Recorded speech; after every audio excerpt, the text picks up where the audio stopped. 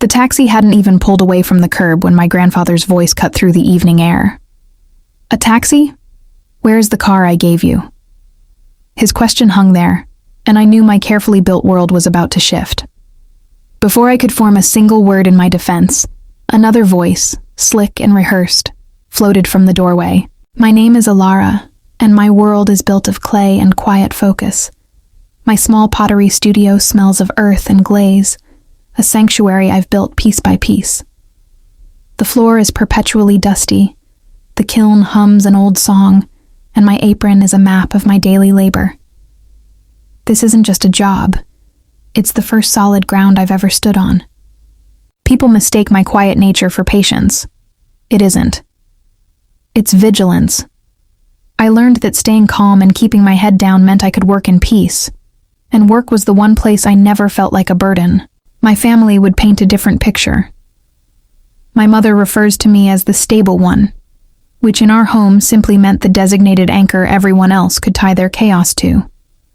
If a pipe burst, I arranged the plumber. If a debt appeared, my account was the first solution. If my younger sister Chloe needed capital for her latest venture, my mother would simply nod my way. "You're the older daughter," she'd state, as if my birth order was a binding agreement. Chloe is all charm and social media savvy, the family's celebrated prodigy. My father remains a quiet silhouette, a man who dissolves into the background at the first sign of disagreement. The only person who ever looked at me and saw just me was my grandfather, Arthur. He was the reason I owned a reliable sedan in the first place. When my hobby outgrew our garage, he said, "You need a vehicle that can carry your dreams safely." He bypassed every flashy model and found a sturdy, pre-owned car with a spacious back seat. He pressed the keys into my hand without ceremony. My mother smiled for the camera. Later, she remarked, "It's a family asset," a phrase that always meant my possessions were merely on loan. So when Grandpa asked about the car, his eyes clouded with confusion, a year's worth of suppressed frustration surged within me. I should have sensed then that a line was about to be crossed. But before my voice could find its way out, my mother glided into the doorway, a picture of casual grace. "Oh, she doesn't need that car anymore," my mother announced, her tone light as air. "Chloe is using it now for her brand meetings."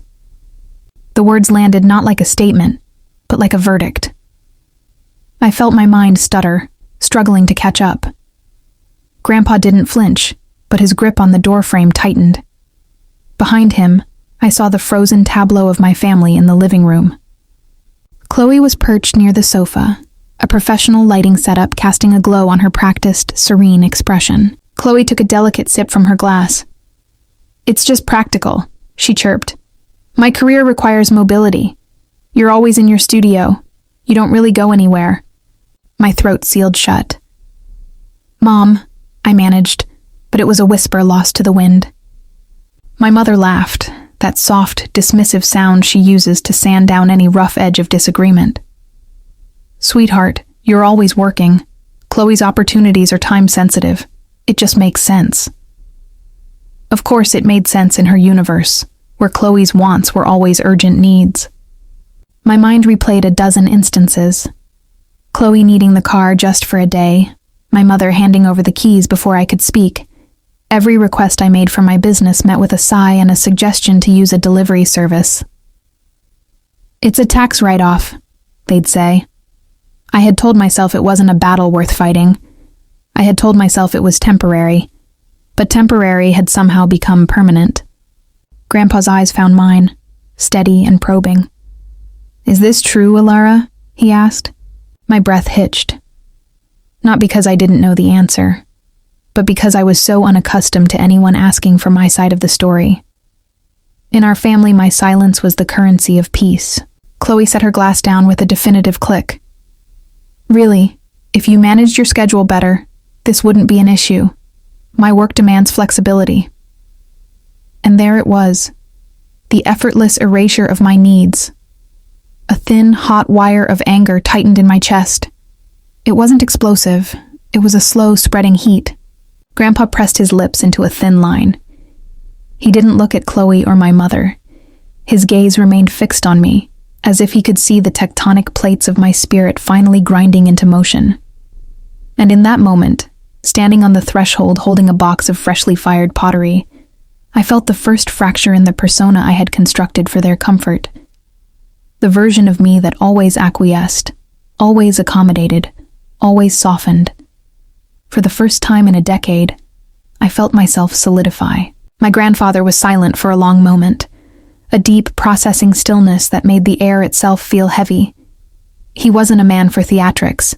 His silence meant the gears of understanding were finally turning. My mother's smile was strained at the edges. Chloe fidgeted, her confidence seeming to waver. Grandpa finally moved aside to let me enter, but the warmth of the house couldn't penetrate the chill that had settled deep in my bones. I moved through the rooms like a spectator in my own life.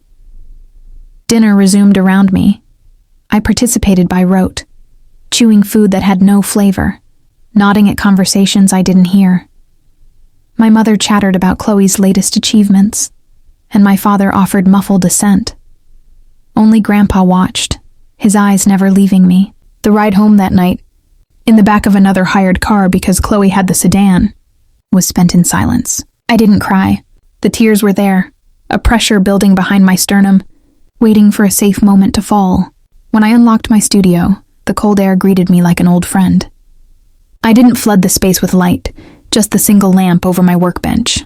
Its warm, focused glow felt more genuine than anything I'd experienced all evening. I slid to the floor, my back against a shelf of unfinished orders, breathing in the scent of clay and possibility. Then the first tear escaped, followed by another, a quiet release for the car, for the money, for all the things I had carried long before any of this. I didn't know how long I sat there, only that when I finally wiped my face, something inside me had crystallized, a sharp, clean certainty. I opened my laptop. I pulled up my bank statements. At first the numbers swam, then they snapped into horrifying focus. Payments for family marketing, bills from accounts I didn't recognize, transfers labeled loan, purchases Chloe had made during her live streams, deliveries for packages I never received. Line after line, month after month. I tallied it all twice, my stomach sinking. Nearly $10,000. Money that should have been a buffer for my rent, for new materials, for security. It was gone. I sat in the silent, chilly room, the truth echoing inside me. I wasn't failing. I wasn't irresponsible. I was being systematically depleted, a backbone I never knew I had began to form. I opened a new document and began to compile a ledger. Every payment, every unauthorized charge, every data note. A clear, cold record of what had been taken under the guise of family support. When I was done, I saved the file and stared at the screen. The numbers were undeniable, and so was I. My phone lit up. Grandpa's name appeared. "Come by in the morning," his message read. "We need to talk." His tone wasn't anxious. It was resolved. And so was I. Grandpa's home always felt inviting, but the next morning, the atmosphere was charged, anticipatory. His old station wagon was in the drive. The curtains were drawn back, and when I stepped inside, I saw the kitchen table cleared of all its usual clutter, holding only 2 neat piles of paper. One was my document, my detailed chronology of financial erosion. The other was a mystery. "Sit," he said, his voice gentle but firm. I did. He didn't offer platitudes. He opened my folder and read in that same heavy, analytical silence from the night before. When he finished, he aligned the pages neatly. "This isn't oversight, Elara. This is a pattern of exploitation." The word exploitation landed with the finality of a judge's gavel. I didn't need his validation, but hearing the truth spoken aloud solidified my resolve. He gestured to the second, thicker stack. "These are my records, things your mother doesn't know I've kept." He didn't elaborate. He didn't have to. "Elara," he continued, "your family has treated your ambition as a common well to draw from, not as your livelihood. That stops today. I will handle the conversation.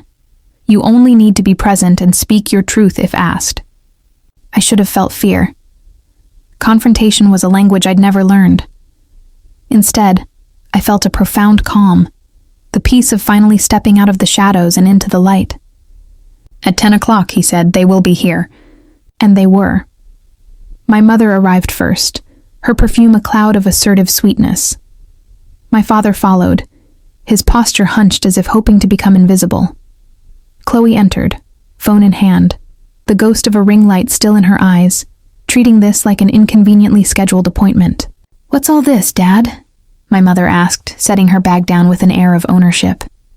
Grandpa didn't answer with words. He simply pointed to the chairs. "Sit." It was not a suggestion. They sat. I took the seat across from them, pressing my palms flat against my thighs, grounding myself in the present. Grandpa stood at the head of the table, the documents before him like evidence. He began without fanfare. "Elara has prepared a full accounting of the funds removed from her business and personal accounts.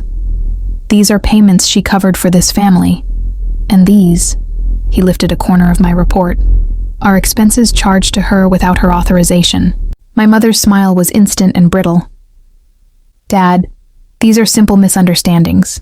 She's always been so sensitive about finances. Elara knows we support each other." "No," Grandpa interrupted, his voice sharp. "What you call support is, in fact, draining her."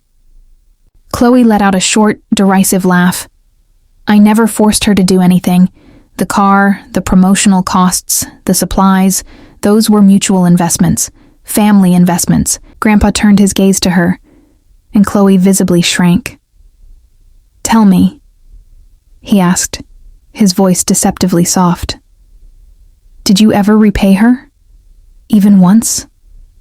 Chloe's mouth opened, but no sound emerged. My father rubbed his neck, his own words trapped behind his lifelong neutrality. Grandpa went on, his voice unwavering. "Elara lost the use of the car I gifted her. She lost capital meant for her studio, her materials, her survival. She has been supporting this family's lifestyle while you called it cooperation." My mother's face hardened. "Dad, this is unnecessary. We're a family. We share. She never said no." "I didn't say no," I said, my voice quiet but clear. "Because every time I tried to set a limit, you called me difficult. Every time I asked for the car back, you told me Chloe's work was more visible. Every time money left my account, you said I was being dramatic." My mother turned on me, her eyes flashing. "So this is your revenge? Making us look like monsters?" I kept my tone level. "I didn't have to make you look like anything. You acted, I documented." A cold silence filled the room. Grandpa tapped the second stack of papers.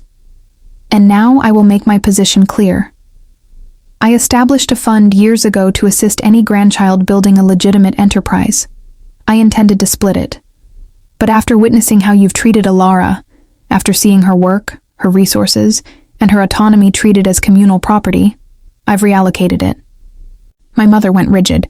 "Dad, it goes entirely to Elara," he stated, finality in every syllable. "It is sufficient for her to secure a long-term lease on a proper studio and expand her business, free from any further reliance on you." Chloe's jaw fell open. "You're punishing us for her lies?" "She isn't lying," Grandpa said. "She is finally speaking." My father released a shaky breath.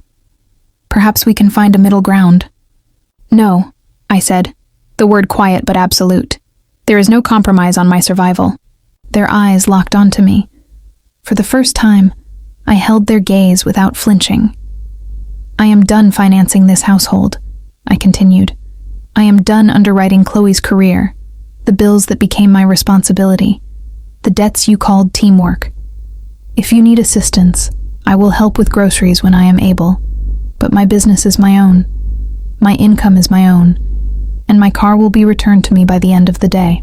My mother shoved her chair back, the legs screeching against the floor. "You selfish girl. After all we've sacrificed for you." Grandpa moved between us. His voice didn't rise, but it commanded the room. "Enough." My mother froze. "You taught her to be strong," Grandpa said, "not to be used. And you mistook her strength for a resource." No one spoke. No one could. Grandpa placed a hand on my shoulder, his touch firm and reassuring. "And what I do next, Elara, is because I believe in you." He turned to my family. His decision was firm. My boundaries were set. And for the first time, I felt my full height in a room that had always made me feel small. The following days were strangely serene, as if a constant low-frequency noise had been switched off. I signed a lease for a sunlit studio in the city's arts district, a place with high ceilings and windows that looked out onto a quiet street. Moving in took a week of borrowed dollies and a resolve I hadn't known I possessed. Grandpa visited on the first day. He didn't bring a speech, just a pot of coffee and a quiet pride that seemed to fill the space. He sat on an upturned crate as I unpacked boxes, occasionally nodding at a well-placed shelf. Chloe stopped by once, unannounced. She walked slowly through the space, her fingers gently tracing the curves of finished bowls and vases. She picked one, a small glazed cup with a cobalt blue streak, and placed the full price in cash on the counter without asking for a family discount. "For a colleague," she said softly. And for the first time, it felt like a transaction between equals, not a performance. My mother didn't visit. She sent brief, saccharine texts. I replied with my business hours or a polite, "I'm occupied." Civil, firm, and clear. It was the first conversation we'd ever had on a level playing field. At night, when the main lights were off and the city glowed outside the large windows, I felt a deep, settling peace. A quiet triumph. I used to believe family meant sacrificing until you vanished. Now I know it means showing up for yourself, even when it's difficult. Standing in my new studio, surrounded by the quiet hum of a life built on my own terms, I finally understood. Setting a boundary isn't building a wall. It's installing a door with a lock, and you hold the key. If you've ever had to fight for your own space, your own voice, your own worth, tell me in the comments where you're listening from. And if this story resonated with you, please like this video and follow the channel Winds of Thought so you don't miss what comes next. Elara finally took back what was rightfully hers. Her car, her money, and most importantly, her voice. Sometimes the hardest battles are fought at home, and the quietest victories are the most powerful. If this story inspired you to stand up for yourself or reclaim your own boundaries, hit that like button and subscribe to Revenge Proves for more stories where justice finds its way. Share your thoughts or your own experiences in the comments below, because sometimes telling your story is the first step to taking back your power. Remember, standing up isn't revenge, it's proof. Proof that you matter. Proof that you can. Stay strong, stay vigilant, and keep watching Revenge Proves, where every story reminds us that justice, in all forms, can be quietly satisfying.